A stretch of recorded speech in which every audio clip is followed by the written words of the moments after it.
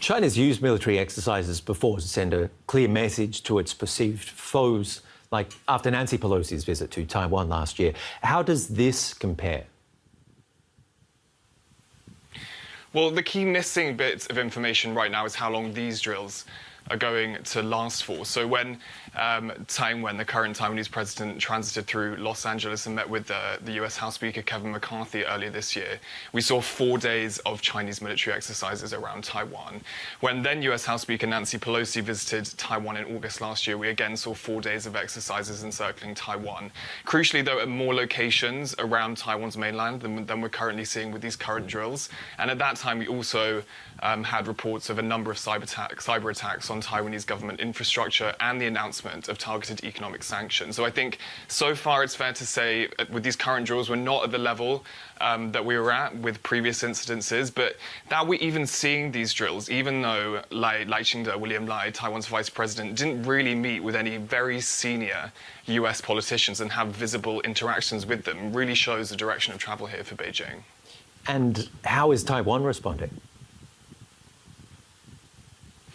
Well, Taiwan's government has already condemned this as irrational and provocative.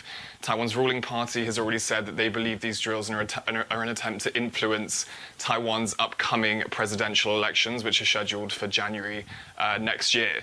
They say that they believe these Chinese drills are an attempt to make Taiwanese people fear war, in their words, and in a sense push them away from this ruling party in Taiwan that Beijing refuses to communicate with.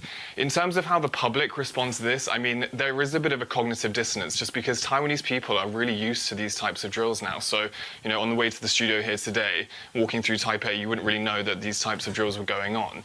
But on the election, this is a really crucial one because I think there was some doubt in Taiwan that China would take this type of action. And that's because the received wisdom is that, you know, the more that China intimidates Taiwan like this, the more that Taiwanese voters are pushed to the ruling party, the DPP, which Beijing refuses to communicate with, views as separatists.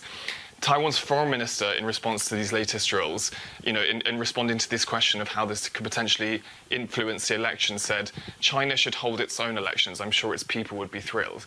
So what we're seeing playing out here is really significant. I think it shows that China believes they've set a precedent with previous drills of this nature, and that they're going to meet the precedent they've set when it comes to these interactions between the US and Taiwan now.